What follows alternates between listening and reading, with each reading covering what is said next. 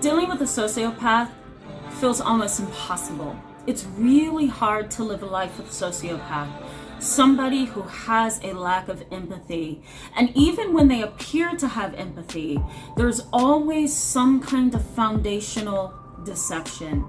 It is an unhealthy experience for anyone to try to live with and manage a sociopath. In today's video, I want to talk about the Webb method, which is a clinical method utilized to identify sociopaths, and is something that even you can utilize if you are trying to live a life or deal with a sociopath. Let's jump in. Thank you so much for coming back to my channel. For all of you who are subscribed and participating, and for those who are new, I encourage you to hit that subscribe button right over here so that you can stick around with us and be a part of our growing and our validating community. And in case you don't know who I am, my name is Tamara, and I'm an internationally and board certified trauma therapist, but I'm also licensed in mental health, and I specialize within my private practice in treating children, teens, and families, as well as adults who are dealing with trauma. Let's jump in.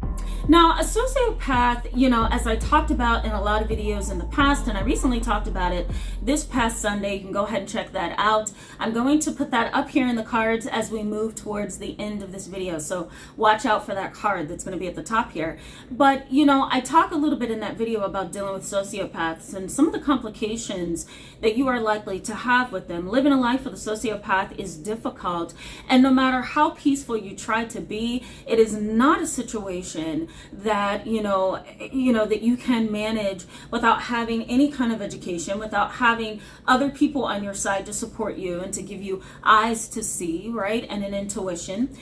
Sometimes you might even begin to doubt yourself. You may begin to develop low self-esteem, and you also may begin to develop symptoms of post-traumatic stress disorder. Now, in the next couple of videos, I will be talking about complex PTSD in families where there are sociopaths involved. But I think in today's video, I want to teach you how to identify a sociopath, okay? So the first way that I encourage you to identify a sociopath is by utilizing the acronym WEB. Now, WEB is an acronym that is utilized in a lot of the psychology research and articles that you can Google or that you can find in research journals on sociopaths and psychopaths. And really what Webb is trying to get at is there are three important things that you want to watch when it comes to a sociopath. W stands for words. Now, sociopaths have a really good way that they utilize their language, we can actually call them strategic language creators, if you want. They know how to place words where they want to place them. They know the words that you want to hear. They know what to say to you to get you to bend to their desires and their wants. They also know how to talk really fast all around you to a point where you can't keep up logically, you can't keep up cognitively, you're confused, and you're talked over, so you never get a chance to really explain yourself or think through what you want to say next. You may also find with sociopaths, when you're looking at W words, that they go to extremes, right? So as I talked about in the previous video, they always have extreme behaviors, and either they're going to give you extreme promises or they're going to extremely degrade you in some way verbally. You might also get verbal abuse with these individuals. You also may get them talking to you in ways where you can sense the wrath and the anger from them.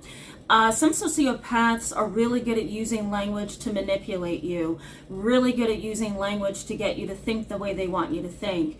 They are also really good at convincing you with their language. You've probably heard it before in your life, or you've seen it on movies before, where the sociopath is really close to hurting you, but they know how to get you to get in their car so you can drive miles away from your safety. They'll say things like, "Oh, come on, I care about you. Like, I would never hurt you. I would never hurt you." And then here it comes, "Babe, I would never hurt you. You're everything to me." And there you go, right? It's a cascade effect. And it's like one word leads to the next until you're pulled in by them and you can't get out. Now, in terms of parents, right? If you have a father like this, a mother like this, they may say things like, I didn't mean to hurt your feelings. I love you. I care about you. I've always wanted to be your support. How could you say something like that? How could you see me that way? I've always been in your corner. They know how to take a situation and turn it to fit their narrative, okay? And they're very good at doing that with their words. They also know how to praise. Now, love bombing is something that pop psychology and laymen, people who are not experienced in this realm, they tend to utilize this word a lot, love bomb, right? It's this word that you can find anywhere online. But there's some clinical pieces to this, because love bombing is actually the act of trying to manipulate and deceive with words. And so sociopaths know how to do that very, very well. They know how to deceive to a place of power and control. They know how to manipulate you and pull you in with every single word they use. So they'll compliment you, they will praise you, and their praise and compliments feel really disproportionate to who you really are, to your accomplishments, and to your skill set, right? You may feel like they're bolstering you a little bit too much. They're almost overvaluing you, At the same time, you may get sociopaths who really undervalue you and talk to you like you're nothing. So they can, again, go to extremes, really high praise and then really low degrading of you. It really just depends. So, you really want to be careful with what they say. You want to also listen to the intonation of their voice or the tone of their voice, right? Do they sound sly and sneaky? Do they sound really fast, like they're trying to get you to decide on something without allowing you time to process and think? Right? Are they moving your emotions from one stage to the next with the words that they use? And are they trying to be convincing? So there's W. Now, E. E refers to how you feel in response to them. You have to be connected to your intuition. That's an existential principle that you cannot live without. I encourage you to learn a little bit more about intuition. Try engaging in existential therapy or existential reading. Really try to tap into that philosophical, spiritual side of who you are as a human, because without that, you're going to find it difficult to navigate your world based on your intuition. One thing clinicians have when a sociopath sits down in front of them in an office is clinical intuition, and we can discern just by our internal compass what is wrong with this person.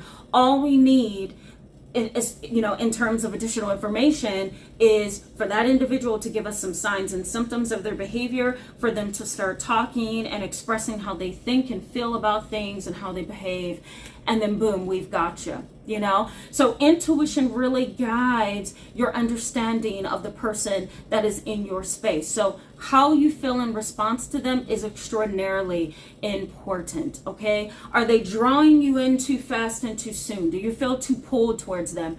Do you feel too attracted to them? Do you feel like you're being abused or neglected or manipulated by them, Is something off, right? You always want to go by that. Are they a little weird, a little strange, right? Some people are and they're totally fine. Other people are because something else is going on, and you need to keep your eye on that, all right? So how you feel in response to them. Now, in terms of behavior, which is B, what you want to do here is look for incongruent behaviors. Are they speaking to you a certain way and their speaking is different from how they're behaving, right? So you want to look for incongruence there. You also want to look at a lack of interest in other people or in you, in your life, or what you're talking about or what you're going through, right? I think something as small as not letting someone across the street at a stop sign on a busy highway and speeding past them is enough for you to look at that person again and wonder, why didn't you have enough compassion or common sense or awareness to say, wait a minute, that's a pregnant woman at a stop sign trying to get across a busy highway, let me let her across. Instead, you hit the gas full force and go past her, right? I think something as small as that is enough.